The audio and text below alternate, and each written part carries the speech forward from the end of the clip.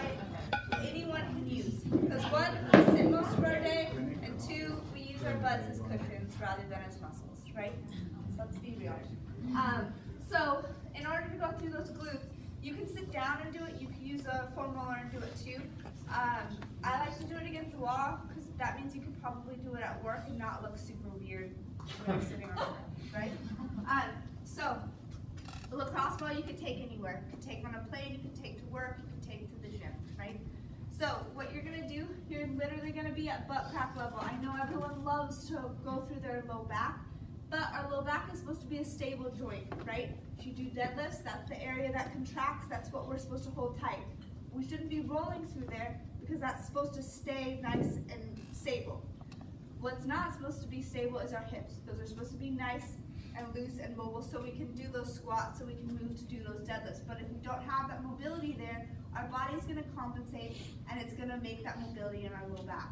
Just because that's the way our body is. It's real smart, but sometimes not good for us, right?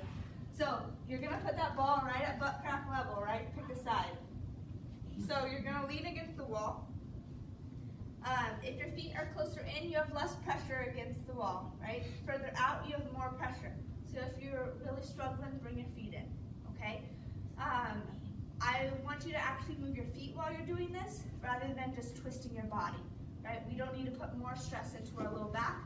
Just move your feet because we got them, right? So slowly move all the way around because you want to get all the way to that hip. So the front of my hip is here. We're going to go all the way to that front of the hip because your glutes actually attach all the way over here. Rather than just getting a piece of it, we want to get the whole thing. So go nice and slow, move from the middle all the way around, all the way like you're going to put the ball in your pocket, right? So you can do that on both sides. I usually tell my patients to do about 6 to 8 passes on each side. It is uncomfortable. The more you do it though, the better it starts to feel, okay? For those hip flexors, which are really important, and I mentioned them earlier when I was telling you to keep that low back against the roller. They're really important when you're doing core, right? Everyone wants to have a strong core, and it's a good thing for our low back. The only problem is when we do a lot of core activities, a lot of times we start arching our back. So what does that do? It puts all that stress into our hip flexor rather than strengthening our core, right? So a lot of back pain starts at hip flexor level because those guys are really tight. Our hip flexors are 2 muscles. It's your psoas and your iliacus. I can show you on here if you're really interested. But what they do, they actually help us bend our knee up, so our knee comes up, our leg out, and our chest comes down to our knee. So you can imagine how much we use those, right? When we're running, when we're squatting, when we're just sitting on the couch, something has to hold us up. So if you're now also forcing those to help you do all your core activities rather than your 8 muscles that make up your core, then you're really going to make those guys tired, and that's when that low back pain starts, right? So for that hip flexor exercise, we need to get you off the ground a little bit to do it. So I usually have people lie over the foam roller first. You could use a yoga block, you could use any foam roller, it doesn't matter to me. You could wad up a lot of towels and make something. It doesn't matter, you just need to get your hips up. So what we'll do is we're gonna put the ball at about hip level. So my hip is here. We're gonna be just inside of that hip, right? We'll hold right there for 30 seconds, then we'll come up right next to that belly button off to the side, do the same thing there, and then just underneath those ribs. Why? Those hip flexors start just under those ribs, go all the way down to the front of our hip. So let's get the whole length of the muscle rather than just pieces, right? So what I'll do is I'll lay against this foam roller. My hips are right across it. Lay down first, otherwise you're going to be struggling, wiggling with lots of round objects rolling away. You're going to lean away, put the ball right in there, come back down, and then just hold. It is uncomfortable, try to relax. Again, hold for 30 seconds. After that, shimmy down a little, move the ball up. Do the same thing. Hold for 30 seconds, shimmy down a little, move the ball up, and hold for 30 seconds, okay? Give those 2 a shot, and I'll come around and help you guys if you have any questions with those. Sound good?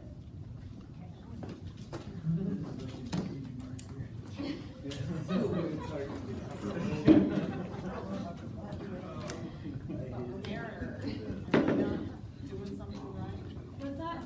Am I not doing something right when I, is that if I get... They're gonna try it. But they'll be done. Where if you hurt. Yeah, I'll do it. It's my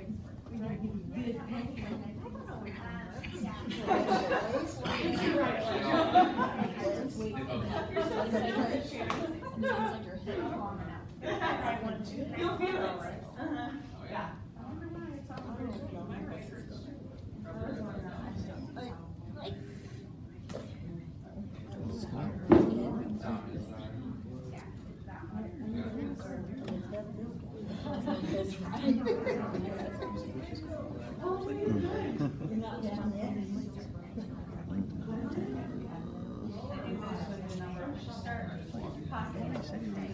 Is it like right here? You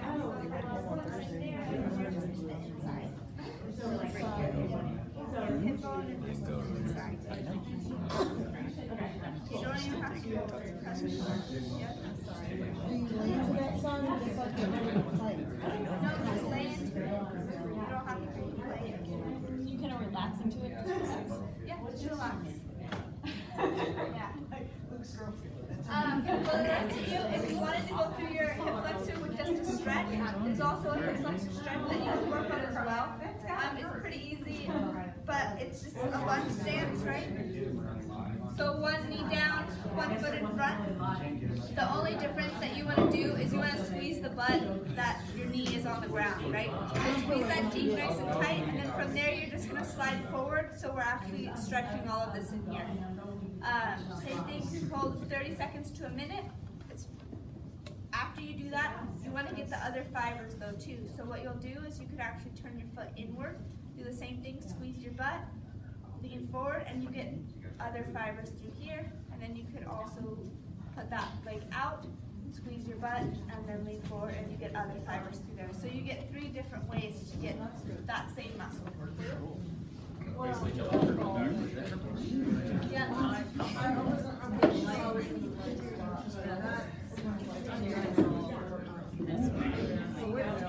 So squeeze your butt. Yeah, so you stand at the L position. Because if you don't squeeze, then you can just slide forward and you won't feel anything. Then you engage the core. And then once you hold for 30, then you switch. Yeah, turn it in, and then hold again. And you push your hip forward just a little bit, and still squeeze here. Yeah. That's in the right spot. Mine feels like in that section. It feels better when And then slide forward slowly.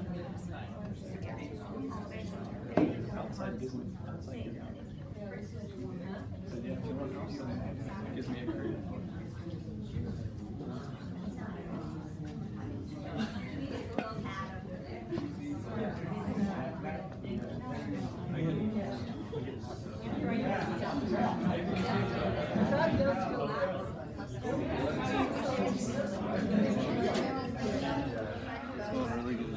Kids are in that weird stage right now where it's like summer. What did she say?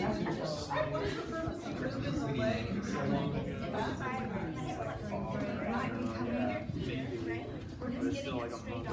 If I turn my leg, now I'm putting other fibers.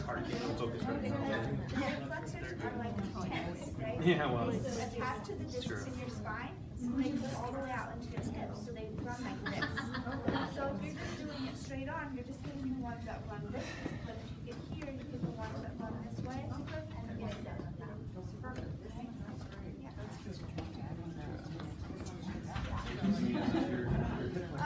You can also stretch those glutes while you're sitting at work, right? So if you're sitting down for a long period of time and you know your glutes are already going to be sore, maybe you did a bunch of squats or a bunch of lunges here. All you have to do, I'm sorry, I took a little back. All you have to do is sit, cross one leg over the other. But the difference is, everyone will sit like this and just start doing this. And we'll just sit up nice and tall, and then slowly come forward. Right? Or you can press that knee down and then sit up tall and slowly come forward if you need more.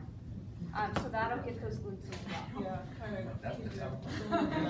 Yeah. So sit up nice and tall and slowly move that forward. This one? Oh, the yeah. They're mostly and have to make sure you do it. Take them all day like this. Yeah.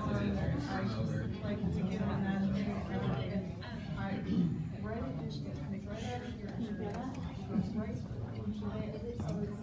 when I was doing. Hey, Dorian.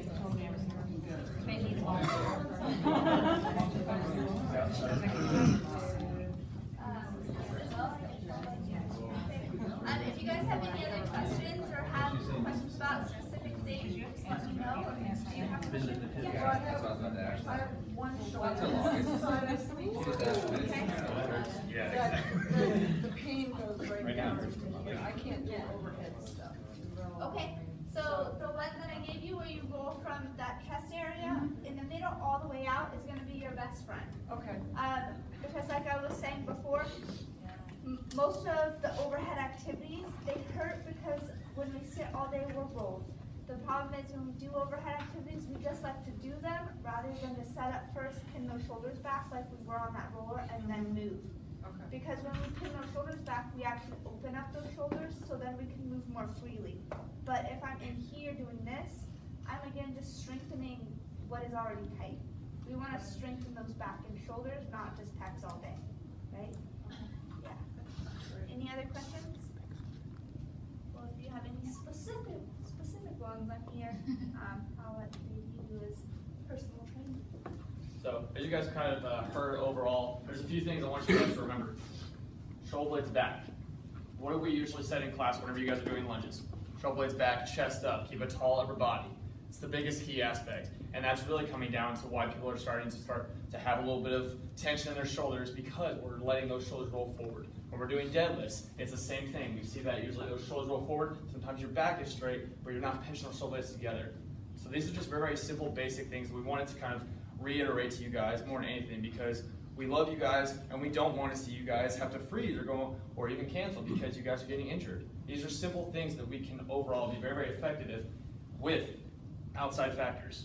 Simple things like this. This is literally, you were shopping for like maybe 5 minutes and she already found everything she needed just to help on the outside activities. So lacrosse balls, things like this. And I've always said this in every one of my classes, especially today with the brutal Hyper 50 3-pointer leg day. Yes, I know you all hate me right now. It's fine. Made by JD. That being said, I've always said double L, front and back, keep your chest nice and tall, and push those hips forward. Has anybody ever heard me say, all right, lean forward? No, exactly. So that's really just one of the biggest aspects of activating your glutes, keeping sure everything stays nice and loose. Plus, your body is always best to stretch when it's warm, after you've already worked the muscles. Does that make sense? Yes. Okay. With that being said, when it comes to personal training and stuff like that, obviously you guys know I'm the PT specialist here.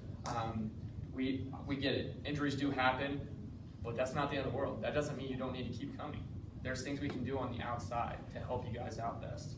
I have clients who have a slap tear, who I have to rehabilitate them a little bit, which I call prehab. It's where we're using, you guys don't even know this, but we actually do have bands. This is what we use in PT. And foam rollers. And foam rollers. Yes, we have and foam rollers. These are things. I have 2 clients right now who have slap tears, and so we've been very, very cautious. We basically make sure they understand the range of motion is very crucial. Making sure we're not going overhead too high on our lateral raises. Making sure that we're not basically, I say this all the time. Let's try to say. All right, so when I see a deadlift, this. Okay, once again, shoulder blades back, chest up. These are things that I work with on people. There's people in personal training who want to build more strength. Okay, sometimes they're like, well, you know, I feel like I don't push myself hard enough in class. That one aspect is what I appreciate when it comes to my sessions. I push them beyond their limits, but not too far, where they're injured. Okay? So, as far as drop sets, obviously you know that when you're in PT, you're not coming in to watch me literally see you run on a treadmill with something you can do already in class. Okay, you do cardio on the outside, that's fine. But when you're actually in a one-on-one PT session with me or any of our other trainers, ask us. Ask us what our credentials are. Ask Luke about who he's trained. What's his style? Everybody knows my style. I love pushing you. I'm gonna do it. I know your limitations, and I'll push a little bit past them. If you have specific muscle groups that you're maybe lagging in, that's what I push. Okay, so I've got a few of you guys are actually my clients here, and a few of you, finished that 21-day challenge and you've experienced my wrath. So, that being said, guys, thank you so much for coming. Really do appreciate you guys obviously taking the time out of a Friday night. And obviously, I hope you guys learned something from this and take something away from it. Now, we are going to the biggest thing about being a personal trainer is education. We're always going to try and educate ourselves to that next level, okay? And that's what we want you guys here for at Inner Element. So, thank you guys so much for coming. We appreciate you. You guys are amazing. Thanks so much. Thank you.